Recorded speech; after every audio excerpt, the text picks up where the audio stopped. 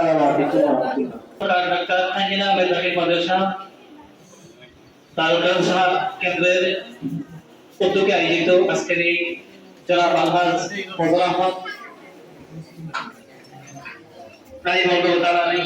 স্মরণে ইসলাম মাহফিলের সম্মানিত সভাপতি, উপস্থিত মাদ্রাসা সম্মানিত শিক্ষকবৃন্দ এবং কেন্দ্রের সম্মানিত কারি এবং কারি সাহেবান বৃন্দ সকলের প্রতি জানাচ্ছি মোবারক।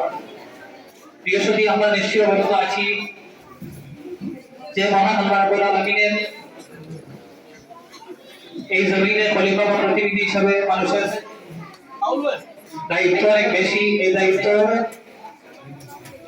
মানুষকে দায়িত্ববোধের কারণে আদায় করতে হয়। আলহাজ জনাব ফজল আহমদ প্রতিষ্ঠাতা আমাদের কাছ থেকে আল্লাহ রাব্বুল আলামিনের দরবারে বিদায় নিয়ে চলে গেছেন পরপারে, কিন্তু রেখে গেছেন তার স্মৃতি, তার অমর কীর্তি, সেগুলো আমাদের মাঝে স্মরণ করিয়ে রাখে এবং যুগ যুগ ধরে যুগান্তরে সেই স্মরণ করে থাকবে। ফজল আহমদ এর এই প্রতিষ্ঠান, এই মাদ্রাসা, এই খেদমত, এই কোরআন কারীমের পাঠান, আরো যত কিছু তার উদ্যোগে আয়োজিত সমাজসেবামূলক প্রতিষ্ঠান, সবকিছু আল্লাহ রাব্বুল আলামিনের মেহেরবানিতে তিনি আল্লাহ পাক রাব্বুল আলামিনের দরবারে নাজাতের ওসিলার বাইশ হিসেবে তিনি এই দুনিয়া জমিনে রেখে গেছেন। আরো অসংখ্য প্ল্যান ছিল, আমাদের সাথে যতটুকু আলোচনা হয়েছে আমরা বুঝতে পেরেছি যে ওনার আরো অনেক উদ্যোগ ছিল, অনেক মহৎ মানসিকতা ছিল সমাজের খেদমত করার, সামাজিক শিক্ষা প্রতিষ্ঠা করার। তার মানসিকতা বিশাল একটি পরিধি ছিল, সেই পরিধি আঞ্জাম দেওয়া সম্ভব হয়নি। তার পূর্বেই আল্লাহ রাব্বুল আলামিন তাকে ডাকিয়েছেন, আল্লাহ রাব্বুল আলামিন তাকে মৃত্যু ঘটিয়েছেন, মৃত্যু পরপারে তিনি বাড়ি দিয়েছেন। আমরা আশা করবো যে আজকের ইসলামের সব মাহফিল তার ইসলামের সবের কারণ হবে, আমাদের পক্ষ থেকে সব রেসানি হবে, এখানে দুরূদ হবে, খতম হবে, মিলাদ হবে, সকল সব যেন মরহুম ফজল আহমদ এর কবরের মধ্যে গিয়ে পৌঁছে এবং তিনি যেন শান্তি পান, তার আত্মা যেন আল্লাহ রাব্বুল আলামিন জান্নাতুল উচ্চ মাকামে যেন আল্লাহ রাব্বুল আলামিন তার অন্তরাত্মাকে যেন আল্লাহ রাব্বুল আলামিন যেন শান্তিতে রাখেন। আমরা সেই কামনা করবো আজকের এই মাহফিল থেকে।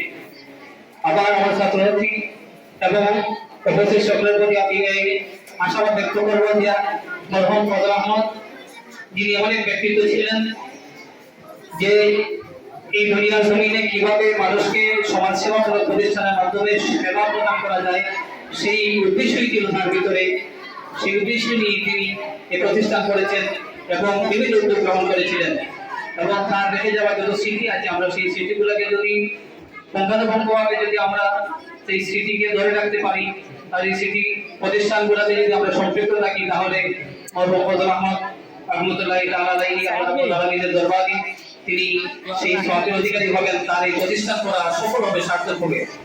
আমরা মৃত্যুর সংবাদ শুনে যে আমরা একজন এই সমাজের আমাদের জন্য একজন পরোপকারী, একজন উৎসাহ প্রদানকারী সমাজসেবককে আমরা হারিয়েছি, একজন গুরুত্বপূর্ণ অভিভাবককে আমরা হারিয়েছি। এবং এই প্রতিষ্ঠানটি আমরা সেই এই শূন্যতা ভোগ করছি, সেই শূন্যতা আল্লাহ রাব্বুল আলামিন যেন তার স্থলাভিষিক্ত আর সুযোগ্য উত্তরাধিকারী জনাব কাইম আল ফজল সাহেবের দ্বারা যেন সেই শূন্যতা পূরণ করে আল্লাহ রাব্বুল আলামিনের কাছে আমরা এই ফরিয়াদ করি এবং আল্লাহ রাব্বুল আলামিনের দরবারে এই কামনা করি যে প্রতিষ্ঠান থেকে যেন আল্লাহ রাব্বুল আলামিন দিনটি তরঙ্গির সাথে যেন বাকি রাখেন, তার সেই প্রতিষ্ঠান যেন সুন্দর সুচারুরূপে যেন প্রতিষ্ঠিত হয়, যেখানে যত আঞ্জাম দেওয়ার যত কাজ বাকি আছে সবগুলো যেন আল্লাহ রাব্বুল আলামিন কুদরতিভাবে পুরা করে দেন। এই আশাবাদ ব্যক্ত করে সকলের প্রতি মোবারকবাদ জ্ঞাপন করে আমি আমার বক্তব্য এখানে শেষ করছি।